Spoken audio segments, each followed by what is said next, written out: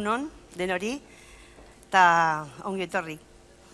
En primer lugar, agradecer a la Escuela de Enfermería y al comité organizador de esta jornada, pues principalmente por haberme dado la oportunidad de estar aquí compartiendo con vosotros y con vosotras este tema tan interesante y tan importante como es el de la diversidad funcional y por habernos incluido a las personas con diversidad funcional en salud mental.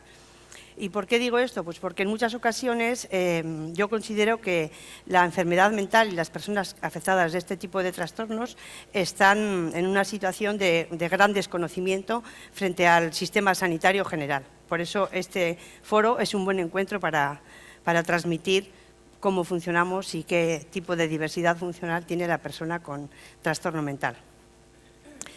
Bueno, deciros que trabajo en un centro de rehabilitación psicosocial perteneciente a la Red de Salud Mental de Araba y estamos ubicados en Reyes Católicos.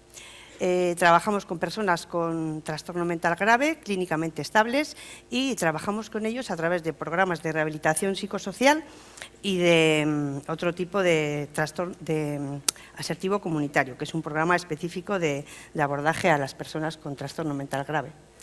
Desde aquí deciros pues, que estáis todos y todas invitados a conocernos para ver un poquito más de cerca cómo es el trabajo que en el día a día desempeñamos.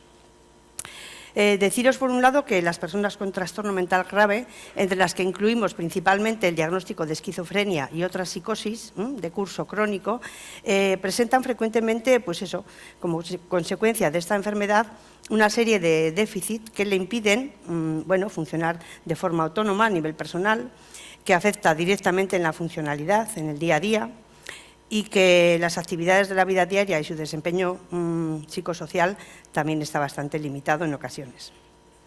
Por todo ello, precisan una atención integral desde el modelo biopsicosocial, integrada, por supuesto, dentro del sistema sanitario, que históricamente esto no estaba integrado. La psiquiatría y todas las enfermedades mentales se atendían de forma paralela y no estaban integradas en el sistema sanitario. Por otro lado, pues recalcar la importancia del espacio sociosanitario, porque son personas que requieren tanto atenciones y prestaciones sanitarias como sociales. Y ahí hay un espacio en el que necesariamente nos tenemos que encontrar para dar respuesta a las necesidades de estas personas y sus familiares. Y, cómo no, pues recalcar el papel tan importante que tenemos la enfermería dentro del equipo multidisciplinar para atender a estas personas. Algunos de los síntomas que presentan estas personas son apatía, falta de interés y motivación, anedonia o no capacidad para disfrutar de las situaciones placenteras de la vida, deterioro de la comunicación verbal, aplanamiento afectivo. Además, presentan déficit en diferentes áreas, como he dicho, que afectan a su autonomía personal. Y no es que no lo sepan hacer, no es que necesiten que les enseñemos y que les entrenemos en cómo se hace, sino que muchas veces está condicionado por esos síntomas que decimos negativos que les impiden tener ese interés y motivación por realizar sus actividades de autocuidado. Son muy capaces de hacerlo y lo hacen bien, pero cuando lo hacen, el problema es que lo hagan. Pues eso, presentan déficit en el autocuidado, en las actividades de la vida diaria, lo que tiene que ver pues, con el funcionamiento normal de una persona, desde saber cocinar, saber lavar la ropa, saber manejar su dinerito, que esto es bastante complicado a veces, saber usar el transporte público, y si se les enseña, aprenden y lo hacen, pero tienen que querer desplazarse, ese es un poco. El desempeño del rol psicosocial también está afectado, y el ocio y tiempo libre. Suelen tener déficit de actividades recreativas. En cuanto a los diagnósticos de enfermería, pues principalmente trabajamos estos diagnósticos, como de esto sabéis mucho, pues casi como me lo paso por encima, disponibilidad para mejorar el autocuidado, deterioro de la comunicación verbal, baja autoestima crónica, afrontamiento ineficaz.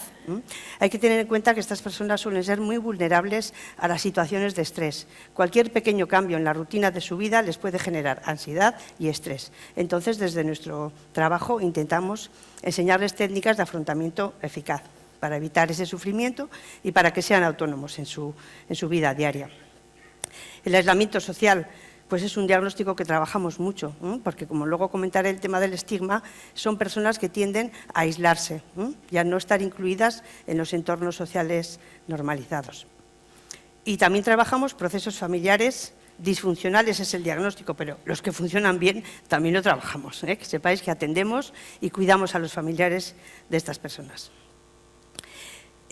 Hablando de funcionalidad, existen diferentes escalas e instrumentos de evaluación. Nosotros en la actualidad estamos trabajando con la PSP, que es una escala validada y que mide la funcionalidad personal y social de la persona. Hace, por un lado, una evaluación global con una puntuación final y una evaluación también en 4 dominios, como son autocuidados, actividades sociales habituales, relaciones personales y sociales y comportamientos perturbadores y agresivos que a veces surgen y también impiden que esa funcionalidad sea autónoma. Además de eso, para evaluar, nos sirve también para marcarnos unos objetivos de trabajo con ellos y unas intervenciones adecuadas y personalizadas a cada caso. Y también nos sirve para una evaluación final con una serie de continuidad. Anualmente evaluamos en qué áreas ha mejorado, en qué áreas ha mantenido y en qué áreas tenemos que intentar trabajar todavía más. El abordaje terapéutico ideal es el integral. Hay evidencias científicas que no solo con el tratamiento farmacológico y psicoterapéutico las personas con enfermedad mental mejoran. Está muy demostrado que el aportar programas de rehabilitación psicosocial son mucho más eficaces para la funcionalidad de la persona. El equipo multidisciplinar está formado por psiquiatras, psicólogos clínicos, enfermeras especialistas de salud mental, monitores, auxiliares de enfermería y trabajador social. ¿Cuál es el papel de la enfermera? Pues bueno, aquí es muy importante recalcar que cuando hacemos el plan de cuidados se trata de orientar a lograr el máximo grado de su autonomía personal, fomentando el desarrollo de sus capacidades, el mantenimiento y la adquisición de nuevas habilidades que le permitan vivir de la forma más independientemente posible en su entorno familiar y social. Aquí estaríamos hablando de que el objetivo principal sería no centrarnos solo en los déficits, sino maximizar sus capacidades, sus potenciales y sus oportunidades, para que vaya aumentando en funcionalidad y en calidad de vida. Y minimizar sus discapacidades, por supuesto. ¿Qué programas ponemos en marcha para trabajar todo esto? Pues ponemos programas muy diferentes, incluidos en rehabilitación psicosocial, como son la estimulación y la rehabilitación cognitiva, la autonomía personal, habilidades sociales, psicoeducación individual y grupal, psicoeducación familiar, ocio y tiempo libre y, sobre todo, inclusión en actividades comunitarias, por aquello de la inclusión social.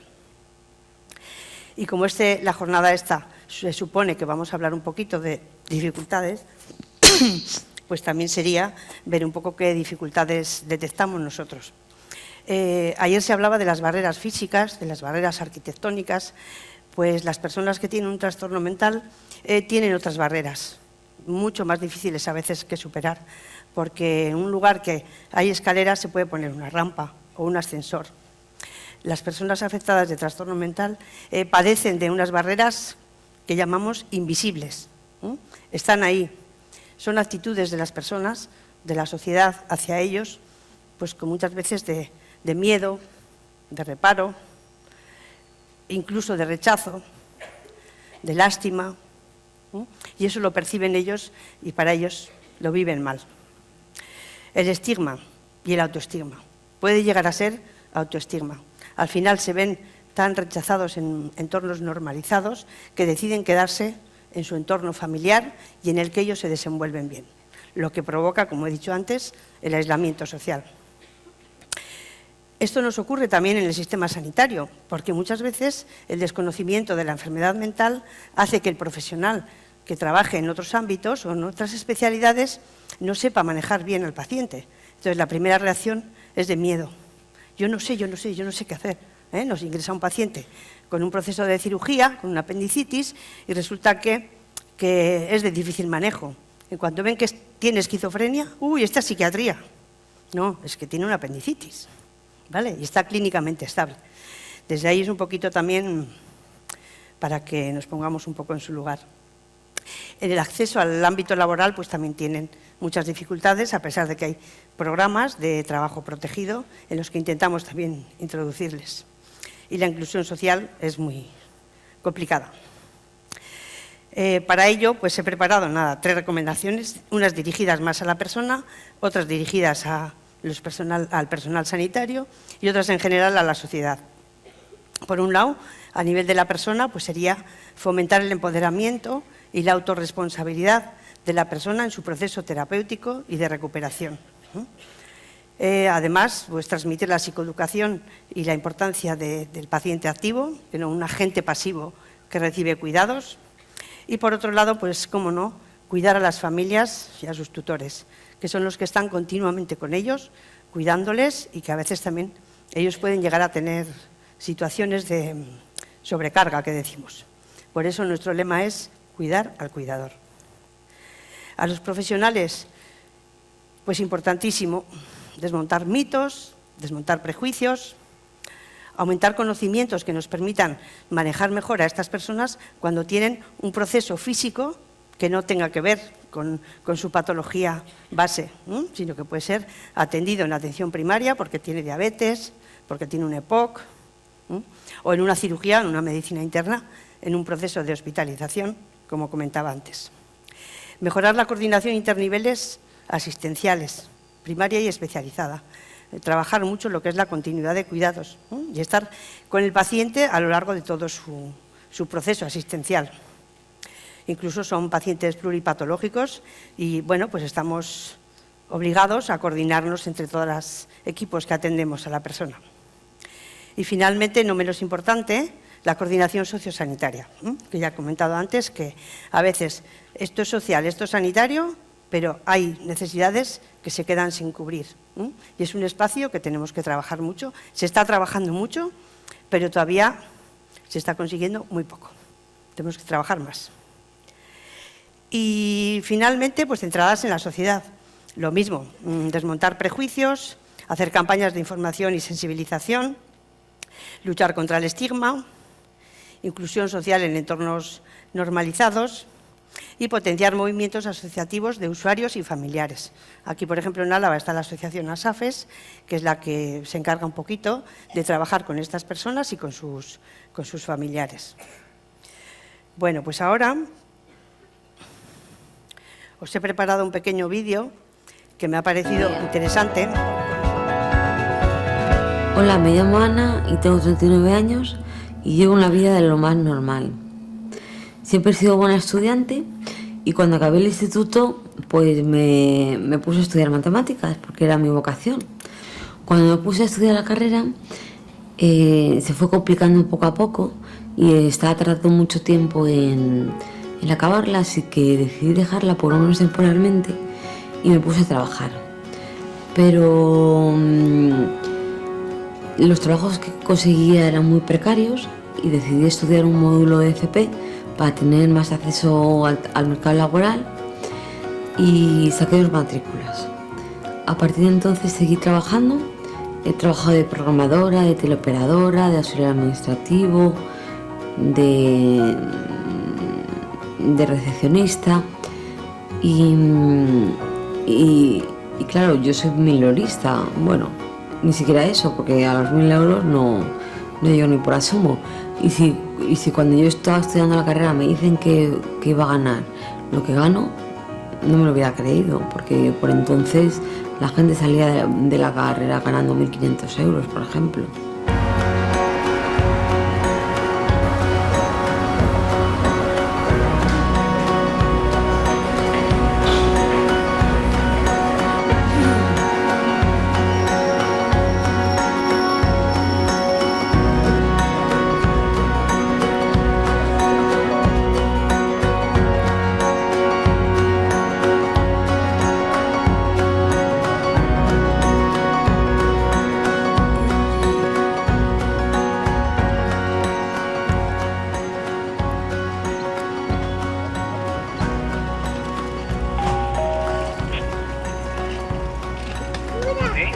Hola, soy Ana Peláez, vengo a hacer una entrevista. Muy bien, adelante. Gracias. La vida laboral de los jóvenes hoy en día es muy difícil. Imagínate que además, como en mi caso, tienes esquizofrenia. Cuando me propusieron participar en el documental, me pregunté que por qué tenía la necesidad yo de hacerlo y que la gente se enterara de que estaba enferma y que me trataban de forma distinta. Pero me di cuenta que la mejor manera de luchar contra el estigma y contra el desconocimiento es contando las cosas. También, para no sentirme un bicho raro y que tengo algo tremendo, como dice Yolanda, lo mejor es salir del armario y dar la cara. Las dificultades de la enfermedad y la incomprensión de la sociedad están rehabilitados y funcionando. Llevan una vida normalizada y demuestran una realidad poco conocida de la enfermedad, la de las personas que han recuperado su vida y sus proyectos gracias a contar con una buena red de apoyos sanitarios, sociales, laborales y familiares. Mucha gente piensa que las personas que tenemos una esquizofrenia somos discapacitados y no es así. Me siento orgullosa de colaborar en enseñar esta realidad y poder demostrar que se puede borrar la S de discapacitados y decir capacitados. Discapacitados. Hombre, Ana, qué pronto has llegado. Un beso. Las personas con enfermedad mental, como dice César, pueden hacer cualquier cosa que se propongan.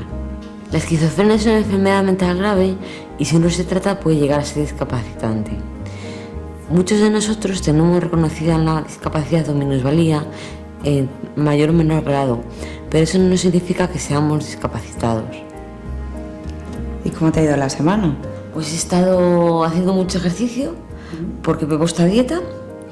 Luego he tenido una entrevista de trabajo, de auxiliar administrativo, y no me convencía mucho el puesto, con lo cual no he resultado muy convincente cuando me preguntaron qué me parecía el trabajo.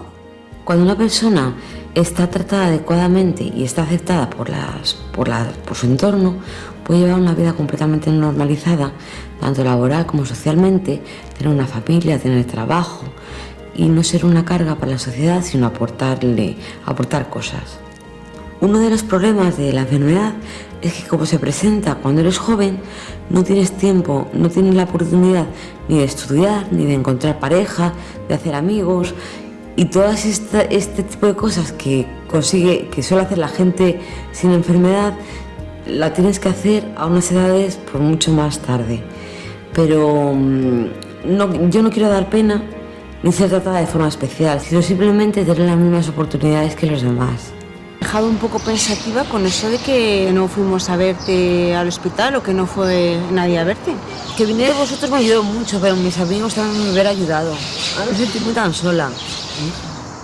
Pero me refiero a que cuando alguien tiene una enfermedad mental, la gente no se anima a visitarla por miedo o por desconocimiento, porque se creen que los hospitales psiquiátricos son como los que salen en la tele. Los pasillos oscuros, la gente gritando, con las rejas, con las camisas de fuerza. Es que eso es un problema, porque hay muchísimo desconocimiento de los hospitales psiquiátricos y lo que no se conoce muchas veces da miedo. Creo que hay un proyecto en algunos hospitales de hacer como jornadas de puertas abiertas y recibir visitas de institutos para que se conozca más y se vea que son sitios incluso algunos muy agradables. Claro, eso es lo que hay que hacer, dar a conocer la enfermedad mental, los hospitales. En mi hospital tenía un jardín, tenía cafetería donde podías ir con las visitas, tomarte un café. Tenías tus salas para hacer manualidades, salas para hacer terapias, estaba muy bien. Sí, la verdad es que era muy bonito. El mero hecho de que te digan tienes esquizofrenia es un palo. Por todo el bagaje que la esquizofrenia lleva asociado. O sea, la esquizofrenia lleva miles de años de prejuicios y de estigma asociados.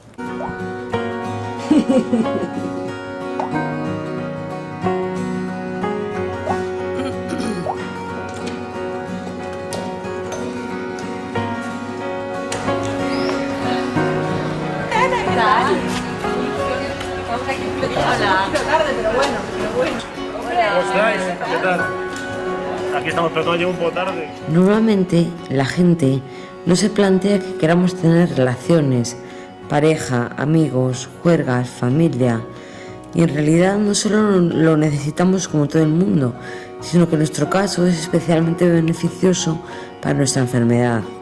Para nosotros, bueno, para todos, es muy importante la autoestima.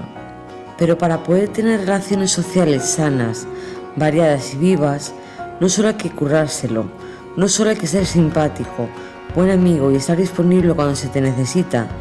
Es que además necesitamos que la sociedad entienda la enfermedad, que no se asuste, que cuente con nosotros como uno más, con un pensamiento a veces quizás diferente, pero igual de válido.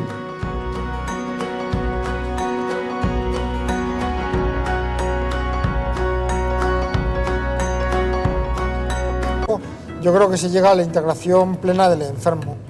O sea, afortunadamente ahora salimos de los psiquiátricos, ¿no? Estamos con nuestras familias y yo creo que el paso último para la rehabilitación es el trabajo y la emancipación un poco del enfermo, independencia económica. Sí, bueno, el trabajo para una persona que padezca enfermedad mental es como un integrador social, ¿no? Es que te da un poco como tu valor, ¿no? Que no debía ser así porque todos valemos, ¿no? Pero te da como el nivel, a qué nivel estás integrado socialmente en realidad, ¿no? El empresario, cuando contrata a una persona con discapacidad, es salvo que tenga algún familiar directo, lo que quiere normalmente es cumplir con la ley, con el 2% que se le exige. Si yo soy un empresario, contrataría a la discapacidad que creo que menos problema me va a dar. ¿Qué ocurre? Que con el trastorno mental grave hay un gran desconocimiento. Hay mucha idea de que es una persona que causa bajas con mucha frecuencia, de que tiene altibajos continuos, de que puede rendir bien unos días y otros mal. Es un gran error.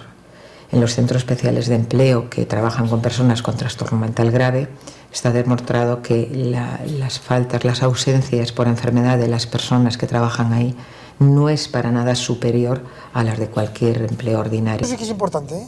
Más que discapacitados, me parece que somos supercapacitados. Porque trabajamos como cualquiera con discapacidad. Te lo juro, ¿eh? A mí me parece que somos sobrecapacitados, te lo juro. Porque después haces y nada más, no sé. Felicidades poder salir a bailar, felicidades poder tomarte una cerveza con un amigo, o tener una charla con otro, o sacar al perro de paseo aunque te tire, porque es un bruto. Son momentos que te da la vida y tienes que aprovechar y después estar bien contigo mismo, ¿no? Porque hay gente que nunca está satisfecha con lo que tiene. Y entonces, si sabes valorar tu entorno, lo que tienes, el trabajo y todas esas cosas, yo creo que eres feliz. El derecho a la felicidad, cada vez hablamos más de ello. A ver, ojalá el mundo fuera perfecto. Son personas, somos personas. Cualquiera de nosotros somos susceptibles de que nos pase esto. A mí me ha pasado. Yo tengo un hermano con esta enfermedad. Me podía haber pasado a mí. O le podía haber pasado a cualquiera de mis otros 2 hermanos. Le ha pasado a uno. ¿A quién está libre? ¿Quién está libre? ¿Quién no conoce 100 personas? ¿Quién entre esas 100 personas no conoce a alguien que tiene esta enfermedad? O que a su vez tiene un hijo que tiene esta enfermedad o un sobrino. Es que nos puede pasar a todos. Entonces, derecho a la felicidad, sí. Sí, como todas las personas. Y derecho a que no te miren mal y a trabajar y a tener una novia y a tener una familia y a tener unos amigos con los que tomarte una caña, aunque sea sin alcohol. Derecho a la felicidad, todo, todo. Porque no se lo podemos quitar a ninguna persona.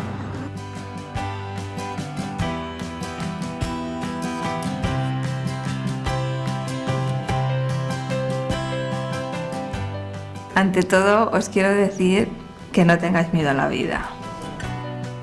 A mí me pasa que cada día que pasa soy más feliz, vamos, y que no echo de menos los 20 años ni los 25, no echo de menos esos días, porque cada día que pasa soy más feliz. Y resulta que digo, es imposible que mañana sea más feliz, pero resulta que mañana me levanto y soy más feliz.